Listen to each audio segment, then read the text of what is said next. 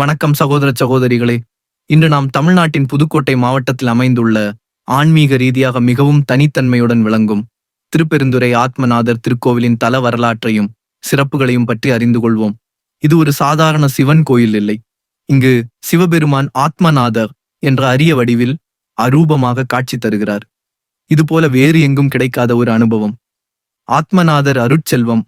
இந்த கோவிலில் சிவபெருமான் எந்த வடிவத்திலும் இல்லை. மூலவர் என்பது பொதுவாக லிங்க வடிவமாகவோ உருவ வடிவமாகவோ காணப்படும். ஆனால் இங்கே சதுர வடிவ ஆவுடையார் மட்டுமே. அதன் மீது ஒரு குவளை வட்டமான குழி வடிவம் உள்ளது. இதை உடலாக கருதினால் அதன் உள்ளே இருக்கும் சிவத்துவம்தான் ஆத்மா. அதனால் இங்கு உள்ள சிவபெருமானை ஆத்மநாதர் என்று அழைக்கின்றோம். சிவன் அரூபமாக இருப்பதை காட்டும் மிக அரிய தலம் இது. குருந்தமர வடிவத்திலும் சிவன். இக்கோவிலில் சிவன் குருந்தமர வடிவிலும் இருப்பது மிக முக்கியமானது. இது வடமேற்கு பகுதியில் உள்ளது. இதன் மூலம் சிவன் அரூபம், அருவுருவம், உருவம் என்ற 3 நிலைகளையும் இந்த கோவில் பிரதிபலிக்கிறது. தல வரலாறு. சாட்சியமாக வந்த சிவன் பண்டைய நாட்களில் இப்பகுதி மக்களின் நிலத்தை ஒரு குறுநில மன்னன் பறித்து கொண்டார். மக்கள் பேரரசனிடம் முறையிட்டனர். ஆனால் மன்னன் நிலம் எனதே என்று வாதிட்டார். மக்கள் தங்களை காப்பாற்ற ஆத்மநாதரிடம் முறையிட்டனர். சிவபெருமான் மாறு வேடத்தில் மன்னனின் சபைக்கு சென்றார். அங்கு நடந்த வாக்குவாதத்தில் சிவபெருமான் அந்த நிலம் செழிப்பானது என ஆதாரம் காட்டினார். நிலத்தை தோண்டிய போது தண்ணீர் பொங்கியது. மக்கள் நிலத்தை மீட்டனர். இச்சம்பவம் நடந்த இடமே இன்றைய கீழே நீர்காட்டி என்று அழைக்கப்படுகிறது. அம்பாளின் அரூப தவம் இத்தலத்தில் பார்வதி தேவி தட்சனின் யாகத்தில் சிவனை மீறிச் சென்றதற்காக மன்னிப்பு பெற அரூப வடிவத்தில் தவம் செய்தாள். எனவே இங்கு அம்பாளுக்கும் உருவமில்லை. அவள் தவம் செய்த இடத்தில் அவளது பாதங்கள் மட்டுமே இருக்கின்றன. அதில்தான் பூஜை நடக்கிறது. மாணிக்க வாசகர் ஞானத்தின் உருவம். இந்த தலம் மாணிக்க வாசகரின் வாழ்வில் மிக முக்கிய பங்கு வகிக்கிறது. பாண்டிய மன்னர் ஒருவர் மாணிக்க வாசகரிடம் குதிரை வாங்க காசு கொடுத்து அனுப்பியதாகவும் அங்கு சிவபெருமான் அவருக்கே குருவாக வந்து ஈசச்சாரம் உபதேசித்தார்.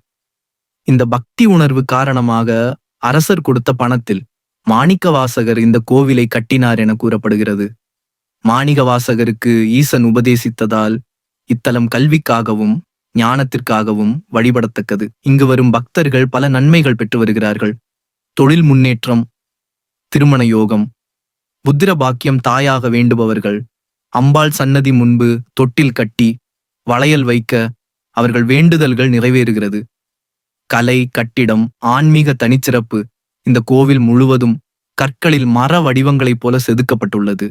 அதிலும் சுவர்கள் முழுவதும் ஆன்மீக வரலாறு ஓவியங்களாக காணப்படுகிறது. கோவிலில் பல வீரர்களின் சிற்பங்கள் உள்ளன. அவற்றில் உள்ள வீரர்களின் முகங்களும் குதிரைகளின் முகங்களும் சிற்பத்திற்கு சிற்பம் மாறுபடுவது கலை நுணுகத்தை பிரதிபலிக்கிறது. கோவிலில் மாணிகவாசகர் மிகவும் முக்கிய இடம் வகிக்கிறார். எல்லா தினங்களிலும் அவருக்கு வழிபாடு நடத்தப்படுகிறது. மாணிகவாசகர் சன்னதிக்கு மேலுள்ள நட்சத்திர தொகுதி சிற்பங்களும் இங்க மிகவும் கவனிக்கத்தக்க ஒரு படைப்பு. நவகிரகங்கள் இங்கு தூண்களாக அமைக்கப்பட்டுள்ளது சிறப்பு மிக்க அமைப்பாகும். இது போன்ற பல கலை வடிவங்களை இந்த கோவில் தன்னுள் கொண்டுள்ளது. திருப்பெருந்துறை ஆத்மநாதர் கோவில். இது ஒரே நேரத்தில் தத்துவம், வழிபாடு, புனித கதை, ஆன்மீக அனுபவம் ஆகியவற்றின் சங்கமம். உங்கள் வாழ்க்கையில் அமைதி, ஞானம், வளர்ச்சி தேவைப்படுகிறதா? ஒருமுறை இத்தலத்துல வந்து தரிசியுங்கள். ஆத்மநாதர் உங்களை வழி நடத்துவார். இந்த வீடியோவை காணும் அனைத்து அன்பர்களுக்கும் ஈசனின் அருள்மழை பொழியட்டும். இந்த தகவல்கள் உங்களுக்கு பிடித்திருத்தல் லைக் செய்யுங்கள். உங்கள் ஆன்மீக வட்டத்திற்கு இந்த காணொளியை பகிருங்கள். மேலும் பல ஆன்மீக அனுபவங்களுக்கு இந்த சேனலை சப்ஸ்கிரைப் செய்யுங்கள். ஓம் நம சிவாய போற்றி.